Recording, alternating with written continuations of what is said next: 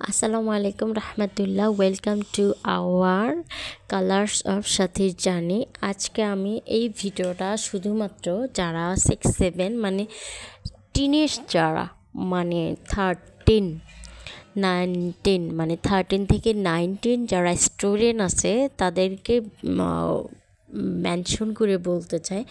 Actually Cox's Bazar নিঃসন্দেহে বিশ্বের দীর্ঘতম এবং সুন্দরতম একটা স্থান। তবে এই কক্সবাজারকে দেখার জন্য আমাদের মনে যে উন্মাদনা এবং একটা বিশেষ আকাঙ্ক্ষা উচ্ছ্বাস থাকে, সেটাকে আমরা এক্সপ্লোর করার জন্য অতি ব্যস্ত এবং খুবই একটা তড়িঘড়ি করে রং ডিসিশান নেই।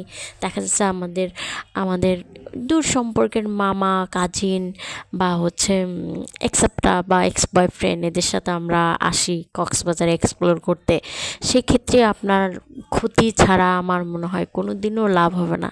একটু ধৈর্য ধরেন। আপনার যে বয়সটা, আপনি কক্সবাজার বেঁচে থাকলে, জীবনে বেঁচে থাকলে হাজারবার এক্সপ্লোর করতে পারবেন, হাজারবার দেখতে পারবেন, হাজারবার সমুদ্রের পানিতে আপনি স্নান করতে পারবেন, আর সমুদ্রের পানিতে আপনি পা ধুতে পারবেন। একটু ধৈর্য ধরেন, নিজেকে আগে জানুন, শিখুন, বুঝুন, একটু তৈরি করুন নিজেকে, নিজের ক্যারেক্টারকে স্ট্রং করুন।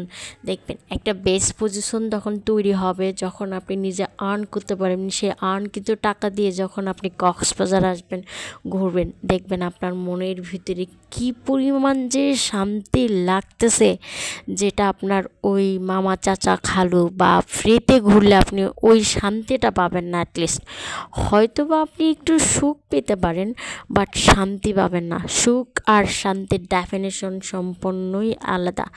তো সুখ আর শান্তি নিয়ে যদি ঘুরতে চান, অবশ্যই টাকা আর্ন করবেন আর একটু সময় নিন। এই টিনেজ অবস্থায় যে আপনাকে কক্সবাজার সমুদ্র সৈকত বা বাংলাদেশের সব ট্রাভেল স্পেসগুলো আপনাকে এক্সপ্লোর করতে হবে এমন কোনো বিষয় নেই। কারণ আপনার অনেক সময় আছে। আপনি নিজের পড়াশোনাটাকে স্ট্রং করেন, নিজের ক্যারেক্টারকে স্ট্রং করেন, নিজের আবার যে কোনো কাজের স্কিলকে স্ট্রং করেন।